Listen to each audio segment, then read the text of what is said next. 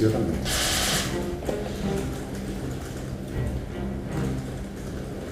지도부 하시죠. 하셔요. 야당이 양보를 해주시면.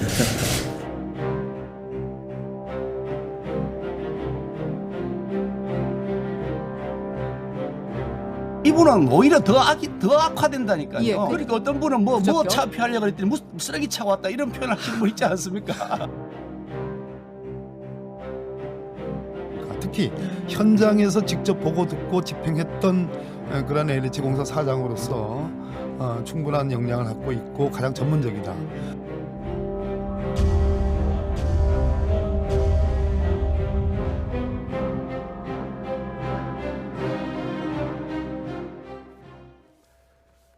문재인 대통령이 오늘 수석 보좌관 회의를 주재하면서 추미애 장관과 윤석열 총장의 갈등으로 빚어진 이 전국 혼란에 대해서 처음으로 직접 사과했습니다. 또 이 개혁 입법의 통과 그리고 공수처의 조속한 출범을 당부하기도 했는데요. 문 대통령의 지지율이 취임 후 최저치로 추락한 가운데 직접 수습에 나선 배경과 전망에 관심이 쏠리고 있습니다. 추은호 해설위원과 정치권 이슈 자세히 살펴보겠습니다. 어서 오세요. 오십시오. 네, 안녕하세요. 네, 문 대통령이 이 전국 혼란에 대해서 처음으로 사과를 했고요. 그렇습니다. 그러면서 동시에 또 공수처 출범을 희망한다라고 이렇게 얘기를 하셨는데 먼저 대통령의 발언 내용부터 듣고 이야기 나누겠습니다. 자. 방역과 민생에 너나 없이 마음을 모아야 할 때에 혼란스러운 정국이 국민들께 걱정을 끼치고 있어 대통령으로서 매우 죄송한 마음입니다. 한편으로 지금의 혼란이 오래가지 않고 민주주의와 개혁을 위한 마지막 진통이 되기를 간절히 바라고 있습니다. 민주적 절차와 과정을 통해 문제가 해결되어 나간다면 우리의 민주주의는 보다 굳건해질 것입니다. 네, 오늘 수보회의 발언, 이 발언에 여러 가지 의미가 있을 겁니다. 그렇습니다. 가장 주목해야 될 발언은 어떤 발언일까요? 일단 이런 대통령의 발언이 나오게 된 배경이 그동안 추미애 윤석열 총장의 갈등, 예. 뭐 검찰 개혁이란 말은 실종이 되고 추경 갈등이란 말로 이렇게 대체가 되지 않았습니까? 예. 1년 동안 지속된 온 이 갈등에 대해서 대통령이 보이지 않는다.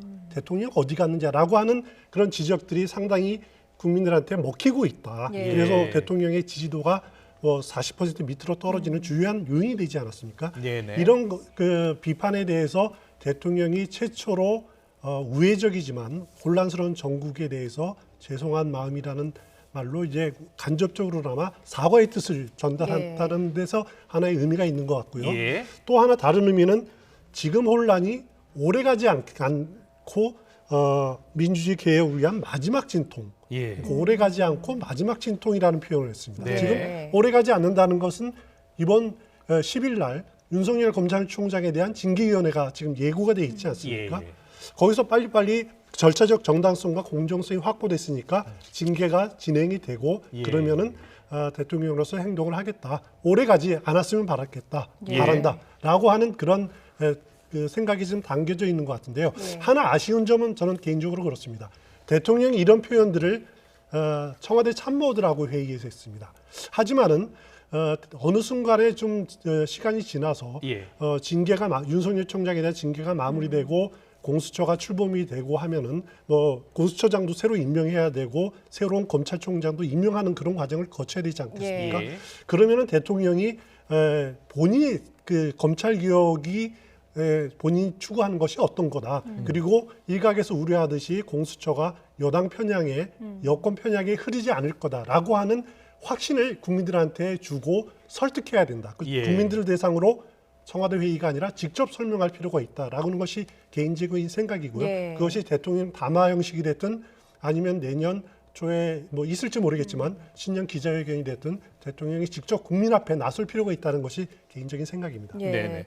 말씀하신 것처럼 문 대통령도 오늘 발표에서 또 공수처의 조속한 출범 필요하다 이렇게 당부를 했습니다. 민주당은 모레 공수처법 개정안을 통과시킨다는 계획인데 단독으로 처리가 가능해 보이죠. 그렇습니다. 지금 일단 내일 안건조정위원회가 열립니다. 오늘 법안 지금 소위에서 안건조정위원회로 이렇게 넘어갔는데 네. 안건조정위원회라는 것이 뭐냐면은 예. 소위에서 결정을 못하고 여야가 첨예하게 부딪히는 안건에 대해서 안건조정위원회를 이제 거칠 수 있도록 돼 있습니다. 이것은 뭐 소수 정당이 어떻게 소수 정당을 보호하기 위한 제안인데 90일 이내에서 활동할 수 있게 돼 있습니다. 예. 네. 그렇다고 국민의힘이 90일의 시간을 버는 거냐? 그렇지는 않습니다. 예. 왜냐하면 안건조정위원회 구성이 6명입니다. 예. 6명인데 민주당 3명, 국민의힘 2명, 그리고 비교섭단체 지금 열린민주당 최강욱 의원 해가지고 범여권이 4명, 국민의힘이 2명으로 아마 구성이 될 예. 겁니다. 예. 그러면은 3분의 2 이상, 그러니까 4명 이상이 요구하면은 협의라든가 조정을 생략하고 바로 의결할 수가 있습니다. 아, 예. 그러니까 내일 오전에 안건조정위원회가 열리면은 뭐 바로 다른 것 건너뛰고 바로 그냥 의결할 가능성이 저는 높다고 보고요. 예. 그러면은 뭐 법안 소위를 통과한 것으로 인정이 되기 때문에 바로 법사위 전체 회의로 넘어갑니다. 예, 네. 앞서 현장 연결해서 현장 화면을 보니까 이 국민의힘에서는 이 공수법이 곧 통과할 것으로 보고 의원들이 지금 회의장 앞에서 이 농성을 벌이고 예. 지금 계속 반대를 하고 있는 모습이었는데요. 오늘 공수법 개정안 처리와 관련해서 이낙연 민주당 대표 또 주호영 국민의힘 원내 대표가 발언을 했습니다. 극명한 입장차를 보였는데 듣고 이야기 나누겠습니다. 우리 당은 모레 본회의까지 공수처법과 국정원법, 경찰법 등 권력기관 개혁 3법을 반드시 처리해 국민의 명령을 이행하겠습니다. 어떤 집요한 저항에도 불의한 시도에도 굽히지 않겠습니다. 제가 책임을 지고 권력기관 개혁을 입법화하겠습니다. 공수처법은 자신들의 손으로 만든 법입니다. 거기에 최소한의 야당의 권리로 부여했던 거부권 행사를 단 1회 만에 남용한다고 이야기를 하고 다시 강제로 법을 바꾸려고 하고 있습니다. 국민들은 이런 민주당의 힘자랑, 안하무인 의회주의 파괴를 결코 용납하지 않을 것입니다. 네, 공수처법 개정안에 대한 여야의 입장차를 들으셨는데 이번 공수처법 개정안의 핵심은 야당의 비토권을 축소하는 데 있죠? 그렇습니다. 야당의 비토권, 거부권을 사실상 삭제한다. 예. 뭐 이렇게 보면 되는데요. 공수처장 후보 추천위원회가 후보를 2명 대통령에게 이렇게 추천하도록 돼 있지 않습니까? 여기에 지금 현행 법은 추천위원 7명 가운데 6명이 찬성해야지 의결 정족수가 채워지게 돼 있습니다. 예. 그런데 7명 중에 야당 추천위원이 2명이거든요. 예. 그러니까 2명이 반대하면 안 되는 거죠. 예. 이것을 3분의 2, 그러니까 5명으로 바꾸자라는 것이 개정안의 핵심입니다. 그럴 경우에 야당의 비토권이 사실상 없어지는 거죠. 그렇기 때문에 야당은 결사적으로 지금 반대를 하고 있는 그 양상인데요. 예. 야당이 반대할 수 있는 방식이 국회 내에서 뭐가 있을까? 일단 안건조정위원회는 말씀드린 대로 예. 사실상 예. 뭐 그 내일 무력화될 가능성이 높고요. 본회의에서 할 수 있는 방법이 또 하나 있습니다. 무제한 토론을 하는 건데요. 필리버스터. 예를 들어 필리버스터죠. 3분의 1, 그러니까 100명 이상이 요구하면은 무제한 토론을 동의는 할 수 있습니다. 하지만 여기에도 한계가 있는 게 또 3분의 1, 여당에서 철회하다라고 요구를 할 수도 있습니다. 그러면은 그 철회 요구안이 동의안이 발의된 지 24시간이 지나서 표결을 하게 되는데 5분의 3, 예. 180명 이상이 찬성하면은 곧바로 투표를 해야 됩니다. 예. 그러면 지금 물론 이제 180명이라는 게 민주당 의석, 정의당 의석, 또 열린민주당, 또 범여권 예. 그 무소속하면은 180석 훨씬 이상이죠. 넘죠. 예. 넘죠. 그래서 사실 필리버스터도 무제한 토론도 무력화될 가능성이 높아 보입니다. 예, 네. 뭐 공수처법으로 여야 갈등이 최고조에 달하고 있는데 법무부와 검찰의 갈등도 여전합니다. 지금 정부 여당이 검찰 개혁을 서두르고 있고 윤 총장에 대한 징계위원회가 10일로 예정이 돼 있는데 여론조사가 한 가지가 진행이 됐어요. 여론조사 결과를 보면 추 장관이 이 지금 갈등에 대해서 책임을 져야 된다라고 하는 응답이 더 많이 나왔어요. 그렇습니다. YTN이 그 리얼미터에 의뢰해서 진행한 여론조사인데요.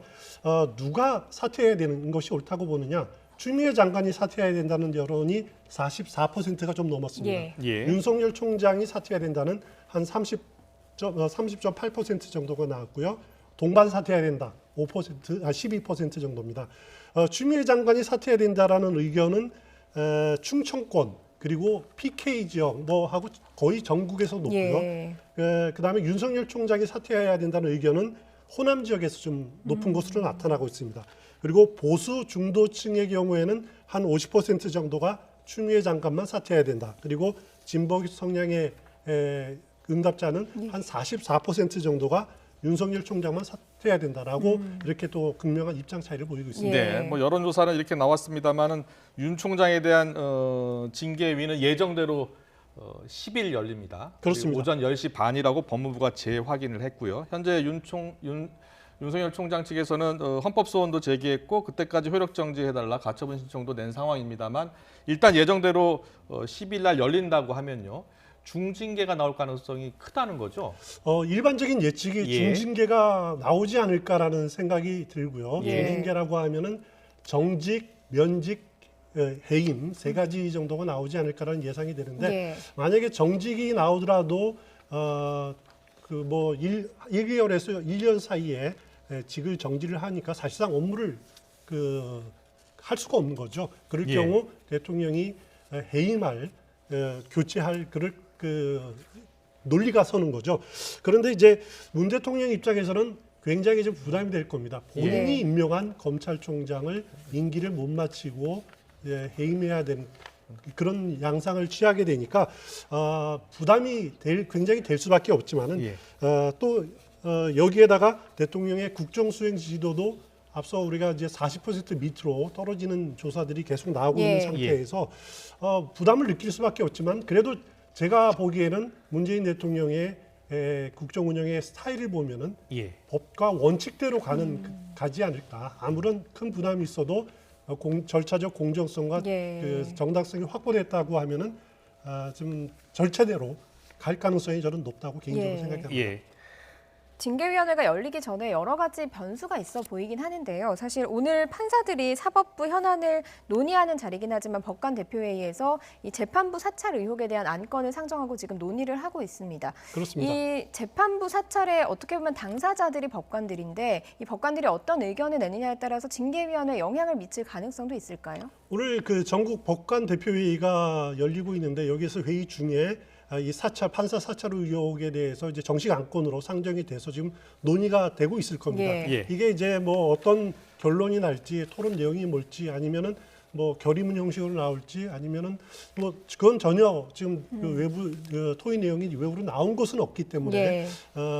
뭐라고 말씀드릴지 어렵지만은 예. 그래도 법관들도 윤석열 총장 징계위기를 앞두고 아주 민감한 문제인 것을 알기 때문에 예. 네. 아주 디테일하게 그런 내용은 담지 않고 만약에 담는다면은 뭐 논의했다 또 우려를 표했다라는 정도 수준에 그치지 않을까라는 것이 개인적인 추측인데요. 예. 이건 좀 더 봐야 되겠 것 알 것 예. 같습니다. 계속해서 개강 이야기 좀 나누겠습니다. 김현미 장관 후임으로 지금 변창흠 이제 내정자가 이제 내정이 됐는데 이제 후보자가 되겠죠. 청문회를 거쳐야 되니까요. 근데 이 변창흠 장관 내정자에 대한 내정자에 대한 어떤 그 주택 정책에 대한 생각 이것을 놓고 여야가 첨예하게 지금 갈리고 있어요. 근데 오늘 출근길에서 몇 마디 했는데 그 말 듣고 좀 이야기 나누겠습니다. 구체적인 정책에 대해서는 아직 입장이 정해진 건 아니고요. 일단 보고를 받고 청문회를 통해서도 여러 검증을 받은 다음에 제가 정책을 구체적으로 말씀드릴 수 있을 것 같습니다. 공급 확대에 대한 또 신호를 확실히 주겠다 이렇게 많이 말씀하신 것 같은데 뭐 구체적인 어떤 방안이 있으신 건가요? 네, 구체적인 방안은 뭐 아직은 있는 건 아니지만 현재 정부가 이전에 비해서 주택 공급 확대에 대해서 적극적으로 여러 방향을 정하고 있기 때문에 그 취지에 맞게 진행할 거다 이렇게 생각합니다. 공급 확대에 위해서 뭐 재건축 재개발 이쪽을 전혀 뭐 고려하시지 않는 건가요? 규제 완화 부분에 대해서. 그렇죠. 여러 가지도 다 검토해 보겠습니다. 네. 네, 변창흠 내정자, 이 문정부의 주택 정책이 중상 이상이다. 그동안 이렇게 이야기를 해왔고 MB 때 그리고 박정부보다 낫다라는 생각이에요. 그래서 지금까지 문정부 정책을 그대로 이어갈 것이다라는 의견이 많더라고요. 그렇습니다. 이게 변창흠 후보자 이력을 보면은 상당히 공급 문제에 대해서는 상당히 좀 전문가 아니겠습니까? 예. 토지주택공사 사장 그리고 이제 SH공사 사장 이렇게 지냈으니까 공급에 대해서는 상당히 알 것이다라고 하는 것이 기대감입니다. 예. 하지만은 그렇다고 해서 그 변창흠 후보자가 개인적으로 독단적으로 어떻게 문재인 정부의 부동산 정책을 고칠 수가 있을까, 예. 수정할 수 있을까, 여기에 대해서는 굉장히 회의적인 것이 일반적인 시각인 것 같고요. 예. 과연 물론 이제 정책 역량에 대한 문제도 있고 또 이제 개인적인 도덕성 문제에 대한 검증도 있겠지만은 개인적인 도덕성 문제는 보니까 뭐 이제 아파트 공시지가 신고한 것이 좀 문제가 있다, 아니면 SH공사 때 블랙리스트 의혹 이런 문제들 말고는 뭐 그다지 이렇게 결정적인 것은 아직 나타나지는 않고 있는 것 같습니다. 예. 아직 청문회까지 좀 더 있어야 되니까 네. 좀 더 지켜봐야 될 것 같습니다. 예. 예. 그리고 전해철 의원이 행안부 장관에 내정된 걸 두고도 야당에서는 문제 제기를 하고 있습니다. 먼저 이 문제 제기 들어보고 이야기 더 나눠보겠습니다. 국민 여러분 죄송합니다. 차렷! 국민께 대하여 경례! 이 시각 이후에도 불미스러운 상황이 계속된다면 국민과 대통령으로부터 위임받은 권한으로 저는 지혜의 고하를 막론하고 반드시 책임을 묻겠습니다. 네. 지금 이 발언은 예. 생각나실지 모르겠습니다만 지난 2017년에요. 이 촛불 비하 발언으로 논란이 됐었던 이철성 청장 그리고 강인철 중앙경찰학교장 치안감이 이제 갈등을 빚으니까 김부겸 당시 장관이 이제 소집해서 대국민 사과를 하면서 기강 잡기에 나섰을 때 그 녹취 저희가 한번 들려드렸는데 이번에 친문의 핵심이라고 할 수 있는 전해철 의원이 이제 행안부 장관에 오르면서 이 야권에서는 이게 지금 강화된 경찰 권력을 좀 장악하려는 것 아니냐. 이렇게 이제 의혹을 제기하는 부분이 있습니다. 일단 전해철 친문 핵심이죠. 삼철 가운데 한 명이라고 이렇게 평가를 받고 있는 전해철 의원이 행안부 장관 임명된 건 저도 굉장히 의외였습니다. 하지만은 이유를 곰곰이 생각해 보니까 가장 큰 이유는 공직사의 기강을 잡는 적임자라고 생각한 것이 아니냐. 그러니까 공직사의 집권 마지막 말기에 공직사회가 이완되는 것을 좀 전해철 장관을 통해서 다 잡겠다라고 하는 의지가 반영된 거다라고 개인적으로 생각이 들고요. 왜냐하면 과거 보면은 이낙연 대표가 총리 시절에 보면은 공무원들 내가 군기반장이었거든요. 하지만 정세균 총리는 사실 군기 잡기를 잘 못하고 있습니다. 왜냐하면 코로나 상황 때문에 공무원들이 협조를 구해야 되는 상황들이 있고 하기 때문에 군기 잡기를 못하고 있는데 그것을 전해철 행안부 장관을 통해서 군기 잡기에 나섰겠다라고 하는 그런 의지가 담겨 있는 것 같고요. 또 여기서 하나 좀 정확하게 짚고 넘어야 될 것이 분명히 행안부 장관 산하의 소속 기관으로 경찰청이라는 기구가 있는 것은 사실입니다. 정부조직법이 그렇게 돼 있지만은 하지만 정부조직법상 어디를 들여다봐도 행정안전부 장관의 소관 사무에 경찰이나 치안 업무가 들어가 있지 않습니다. 그렇군요. 법무부 장관은 검찰 사무를 관장한다고 돼 있지만은 행안부 장관은 경찰 사무를 관장한다는 조항이 없습니다. 그것은 좀 명백히 구분을 하고 경찰 장악이다라고 몰고 가는 것은 저는 좀 지나친 생각이 아니고 법이 허용되지 않는다라는 점은 지적하고 싶습니다. 그리고 좀 짧게요. 국민의힘 상황 좀 짚어보겠습니다. 김종인 국민의힘 비대위원장이 이명박, 박근혜 두 전직 대통령의 과오에 대해서 사과하겠다 이렇게 밝히면서 당내 분위기가 좋지 않다고 하더라고요. 일단 저는 김종인 비대위원장의 사과는 그대로 본인이 개인적인 소신이라 그러지만은 언젠가는 한번 건너가야 할 다리가 아닌가. 그거를 건너겠다라는 것이기 때문에 긍정적으로 보입니다. 사과라는 것이 의미하는 것은 과거를 진심으로 반성하고 새로운 미래를 만들겠다. 그런 뜻이 아닙니까? 만약에 그런다면 새로운 국민의힘 새로운 보수정당의 비전을 보여주는 작업이 앞으로 본격적으로 진행하겠다라고 하는 의지가 담겨 있기 때문에 저는 만약에 국민이 원한다면은 정말 한 번이 아니라 10번, 20번이라도 하겠다라고 하는 자세가 보수정당의 지도자한테 필요한 것이 아닌가 개인적으로 생각합니다. 네, 알겠습니다. 오늘 정치권 이슈도 잘 들었습니다. 지금까지 추은호 해설위원이었습니다. 고맙습니다.